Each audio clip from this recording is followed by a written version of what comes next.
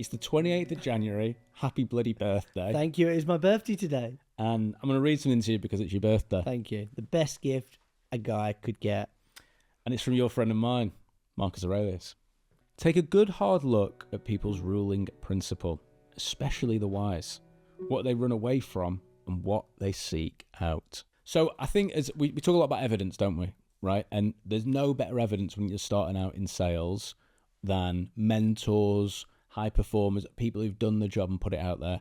And we live in a time now where we are spoilt for information. Whatever you want to do, wherever you want to go, chances are someone's not only done it, they documented it and put it on the internet. Yeah? So I remember when I first started out, Wolf of Wall Street was big, yeah? And it's not a style of selling that I look at now, but suddenly you're thinking, well, what was the story behind that? What did he... And you're learning about straight line persuasion. You're picking little bits out of, okay, did that work? Did that resonate with me? Maybe not. And then you're maybe looking at another salesperson trying to find out about them. And now I've found that where I find the most joy in learning is how do the therapists of the world, how do they ask the best questions? How do they cut straight through? What's the most efficient way of doing that? How do you handle that objection? How do you tell a story? How do you get on a stage and tell a story? They're all different ways of learning. And I think for you, you weren't into this style of selling before you joined We Have a Meeting. Mm-hmm. This is something that you've been a sponge to and you adopted and lived and breathed. But what did you do when you first started out? I've threw myself into it. Like you said, these are a few of the people that you might want to look at, and then you go down the rabbit hole. And typically, because one of the forms of kind of media that I love the most is podcasts, you'd listen to someone on a podcast with someone else, you'd be like, oh, well, I wonder who else they've had. And then all of a sudden you're kind of doing this treasure map of different people and different communicators. One of the first guys that we listened a lot to was Benjamin Dennehy. So I was listening to Benjamin Dennehy, his style, I was like, I love it. I love how kind of down the line he is and the way he asks questions. And then after a bit of research, you're like, oh, there's another guy, Marcus Kalki, who used to train Benjamin. And then you listen to him and you're like, oh, that makes sense. But everything kind of falls down the tree and you're like, well, who else is there that's up there? And then you're listening to different people and different books and different podcasts. And you can kind of, I think mentorship is important to have people that can guide you, especially when you're young. And I sometimes put myself in situations now of the best bosses I've ever had. So from a leadership standpoint, if I was X now, what would they do in that situation? But from a sales standpoint, there are so many amazing people out there that even if you can't afford or have access to these people, we're so lucky to live in a world where we can absorb their information for free. Yeah, exactly. And there's any little element of the process that you're struggling with. So let's say it's negotiation.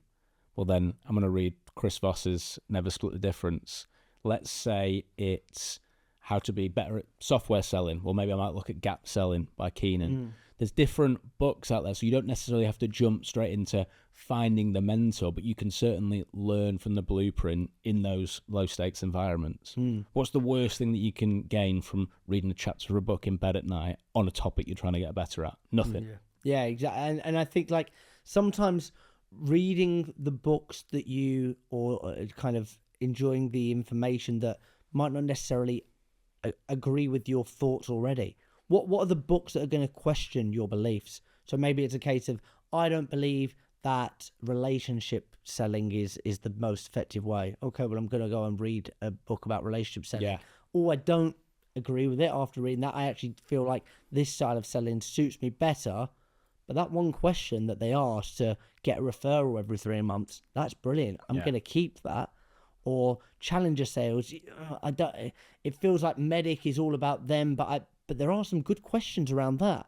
So it's all about like taking what works for you. You've got to remember that everything is a remix, and you've got to create your own kind of selling process that works for you, but stick to a formula, and you're allowed to bring in interchangeable bits from every other element. Yeah, there's a belief in guitar playing that you gain your own style when you fail to sound like the person that you're trying to sound like. Yeah. So you're trying to copy some great blues player, Well, maybe actually in trying to do that, you gain your own style in the process. And I think what you're saying there is picking up those little bits along the way, amalgamating them all, and coming up with something that's uniquely yours for interpretation. Yeah, and everybody, we've got to remember there's no such thing as an original idea. Like, everybody is inspired.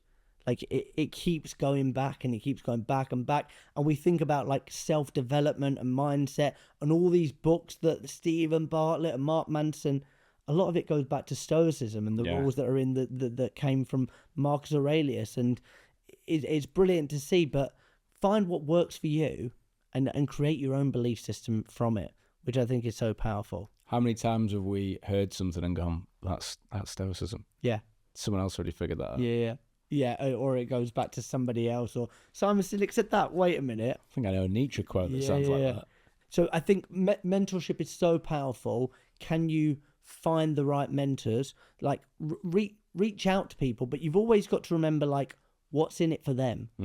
Because if you're reaching out to highly successful salespeople and hoping they're going to coach you, if you're reaching out to the Benjamin Dennehays or the Grant Cardones or whoever it is, they're probably going to be busy, but there are going to be amazing high performers, maybe in your organization or other organizations, that probably do have time to work with people and mentor people and coach people that just want to help and put what they wish that they'd maybe had when they were early 20s or whatever it may be. So don't necessarily aim for the top. There are other sales mentors available. Beautiful. I've been Jack Frimston. I've been Zach Thompson. Remember, you will die. Salad. Is there really enough time?